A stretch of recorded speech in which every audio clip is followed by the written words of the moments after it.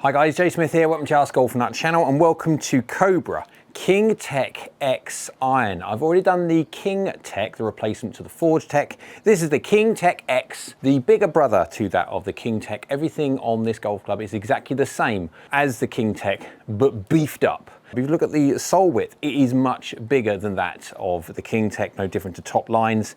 It is distinctly larger than that of the King Tech, and blade lengths and everything is bigger than that of the King Tech. The main thing is that the technology in here is basically exactly the same, just bigger, and it's got more tungsten. I can't remember exactly the amount of tungsten, got the technology, I'll stick it up on the screen for you can see.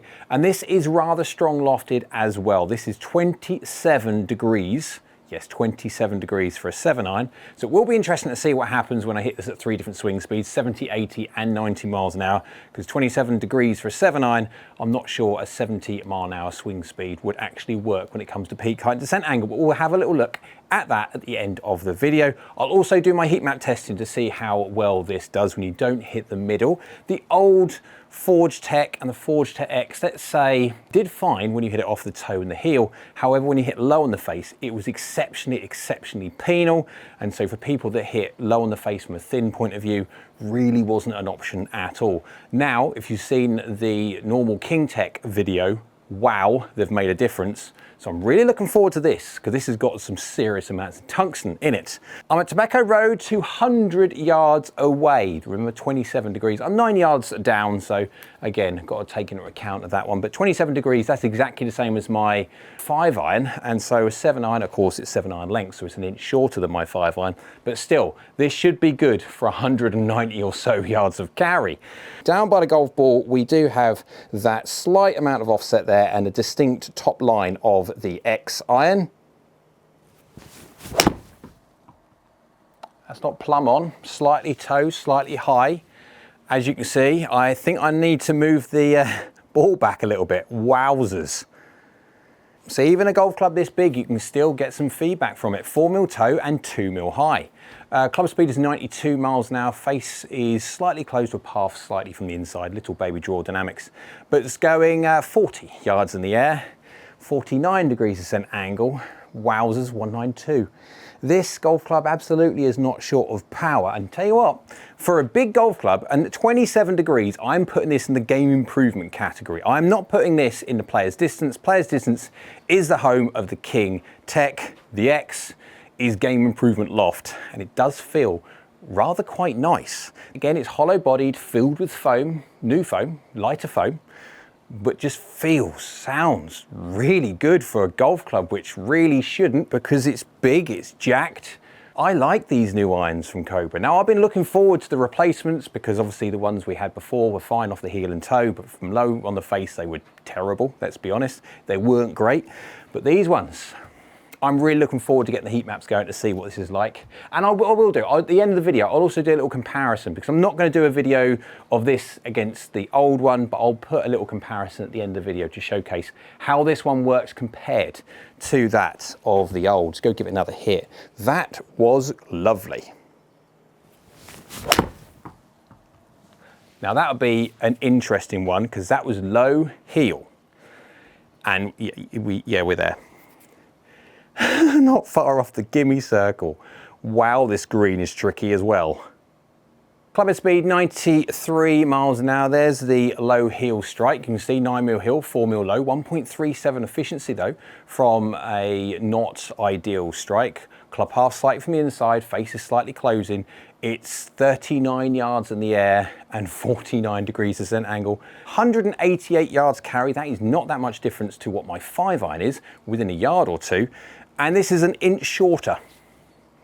I like this golf club. In a 5-iron, absolutely I could play this, because it feels really good for a golf club which is designed for a little bit more of a punchy kind of idea when it comes to distance. This, I like these new King Tech. I didn't think I was going to like the King Tech X, because obviously it's big. Down by the golf ball, you can see it. It's got that little bit of offset there. Not massive whatsoever, but it's there. And of course, top lines are decent. Oh, it's just so good. Cobra, oh, this is a rocket ship. Wowzers. Club speed 93 miles an hour, fully warmed up, club half sight from the inside again, face baby closed, 0 mil toe, 2 mil high, just a decent strike. 193 yards of carry. That's now going past my 5-iron and it's an inch shorter. 43 yards in the air and 50 degrees ascent angle. That tungsten is working lovely. I don't know what to say. I am struggling to pick any holes in it whatsoever. Okay, the size of it is a bit bigger than what I would like. Of course it is, but again, it's because of its size, because of its technology, because of that tungsten in there, it's doing that. Guys, why don't Cobra sell more equipment? This is really good. And I don't really get excited over bigger golf clubs. I like blades, I'm a kind of a blade player. I like the smaller ones, I like the chrome. And this is actually half decently shiny. So it does tick a few boxes in my aesthetics idea, but that's really good. One more go. I could do this all day. This is lovely, but one more go. Because I want to see what happens when you hit it at 3 different swing speeds and see what that heat map's like. I mean, that's a cracking toe to finish. I'll be, oh my word. That's as pitch basically pin high. Deary me. Club at speed 93 miles an hour, club half slightly from the inside and then the face slightly closing again, a little pattern today. There's the 8 mil toe. I could feel it distinctly. You've got good feedback from a golf club, which is on the bigger-ish side, but going 43 yards in the air and 50 degrees ascent angle at 90 yards. There is no chance my 5-iron can ever even think about doing that. Even if I try and hit it as high as I possibly can do, there is no chance I can get my 5-iron 43 yards in the air. Very, very good, this one from Cobra. I really do like the update so far. Let's go hit it at 3 different swing speeds, 70, 80 and 90 miles an hour. Let's go see how it works when you start dialing some speed down. Let's also hit it all over the face. I've hit some little weird and wonderful ones so far, but let's go hit it some really weird and wonderful ones. Let's go see how well this Cobra King Tech X iron gets on. So to the all-important numbers time, where we have a look at how well this King Tech X iron gets on. I've also compared it to the Forge Tech X as well. And spoiler alert, wow, is there a massive upgrade difference between the old and the new?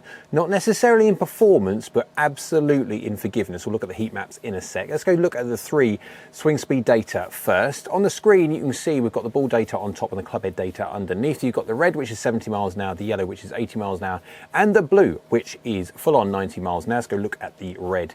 First, we've got a carry of 141 yards, which is mighty long from a 70 mile an hour swing speed, going 20 yards in the air and descending at 37.2. Anyone who's been watching my videos for a while knows that 37.2 degrees isn't going to cut the mustard. Unfortunately, we want to see a descent angle go into a green at 40 degrees or more. Obviously, at 70 miles an hour, you're always going to have to do a bit of a trade-off with your club head speed. And so 37.2, unfortunately, is a little bit too on the way of shallow.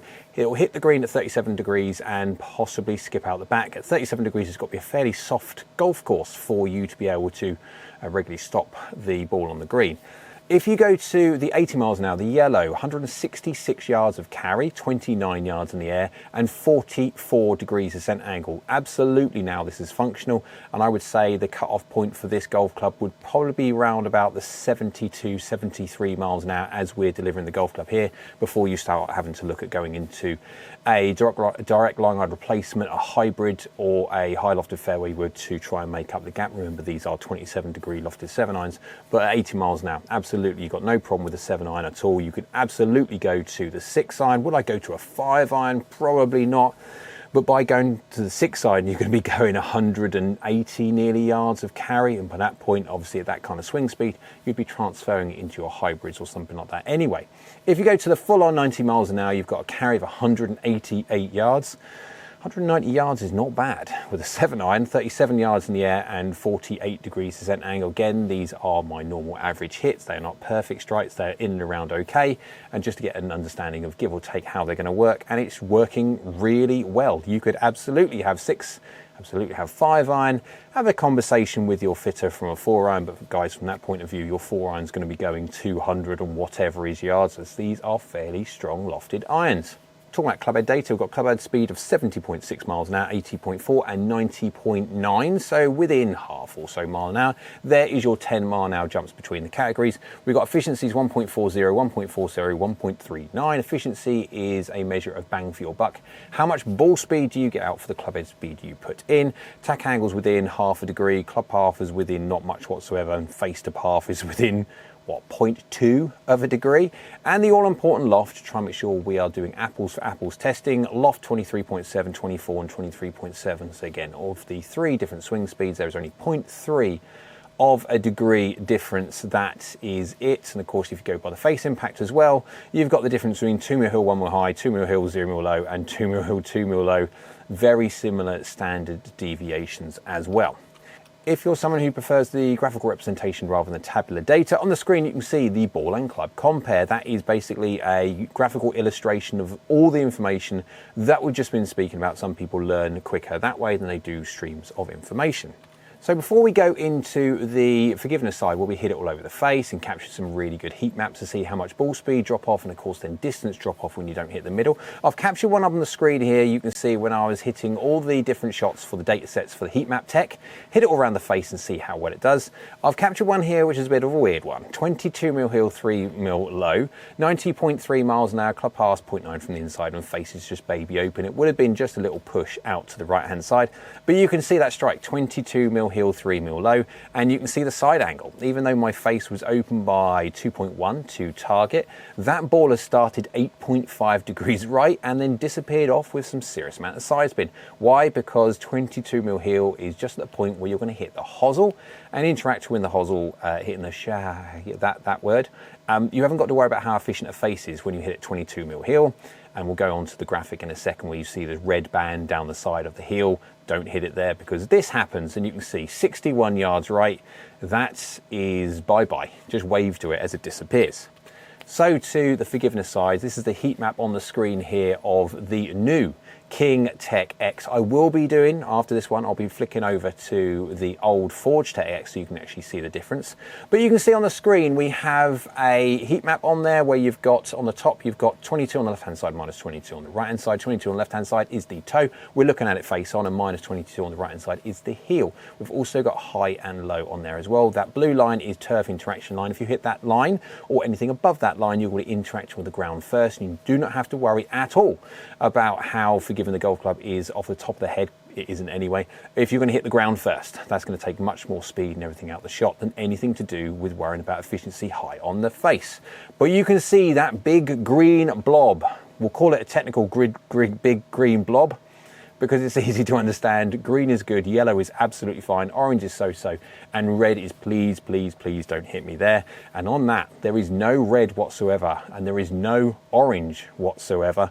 This new King TEC X is one very, very forgiving golf club. You can go all the way to 22 millimeters on the toe and only lose 4% of your ball speed and 4% of your distance. No different to that if you go all the way over to 22 millimeters on the heel. You can only lose 3%, although from the graphic you saw beforehand, again, we have that on the bottom there. You can see the graphic of that red strip on the heel. Please don't hit me there, and if you do, you can be interacting on the hosel. So if you can, guys, never hit off the heel. Heel is a really bad idea. If you can, hit low and also toe. On this golf club, low strikes are amazing. It's only losing 3% right at the bottom where you basically nearly top it. It's doing exceptionally well. And it's not until you overlay, if not until you flick it around and overlay the old, you actually see how much of a win you have over the old golf club. And you can see, look at the size of that tiny little green blob compared to the new. You are losing 5% on toes, you're losing 5% on heels, you're losing 7% on low strikes. The size of the green blob on the old one compared to the new is tiny.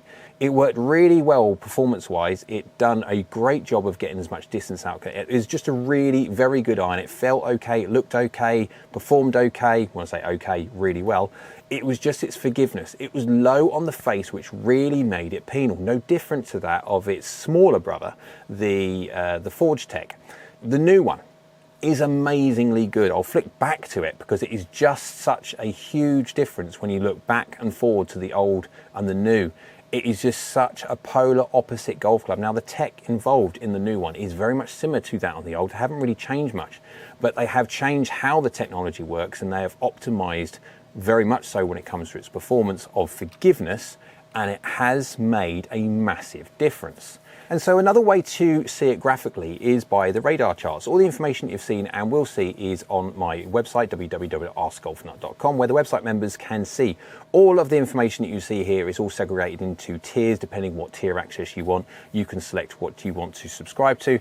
But this is from the silver tier, the radar charts, where you have a look at how well the golf clubs do comparative to each other in all the different categories, and you can select one or two. You've got the average on there as well. But we'll go on the Forge TEC X first, the old one, and you can see that is how well it does. And it's not until you flick over to add in the new TEC X in there, the 2025 model, that you just see how good this new one is. No real different, let's be honest, not that much different off the toe and the heel. They're basically identical off the toe and heel, but where the old one really didn't do well at all off of low strikes, you can see the win. The win is massive, and it's not just vertically down, that is it. It's obviously vertically toe and heel as well, and so it makes it a much more user-friendly golf club, this new Forge TEC X iron. Actually, it's my pick of the new Forge TECs as such. The smaller brother is absolutely an upgrade to the old, but you compare the standard TEC to the TEC X, wow. The TEC X is amazing. The TEC feels slightly better than the TEC X, yes, but if you're looking for performance and forgiveness, this new TEC X has done an amazing job. It is really very good. It's got a fractionally faster face than the old one, but not much whatsoever. It means it's got a little bit more distance potential than the old, but not much whatsoever. They're basically within reason, exactly the same. And the others aren't that much difference, really. Obviously, the spin rate is slightly less, but the launch factor is basically exactly the same, so there might be a tiny change in flights, but with that faster face, you'll probably see them peak out and descend no different. And to test that, we have got the gold tier access, which is the self-fit tool. Now, if I had this tool when I was custom fitting full time, I tell you what, all the conversations that I had with people about they do not need a 4-iron, they do not need a 5-iron, etc., because they're swinging at 70 miles an hour, and the inevitable argument that you have is saying, well, I've always used a 4-iron. Well, yes, you did use a 4-iron when they were obviously a lot weaker lofted, and you were swinging 20 miles an hour faster. So if I had this tool when I was back then, I would have saved myself quite a few conversations. And so this tool is basically designed, we've got all the 60 or so irons in the list on the website, and you can compare the flights of all of these irons comparative to the other with your swing parameters.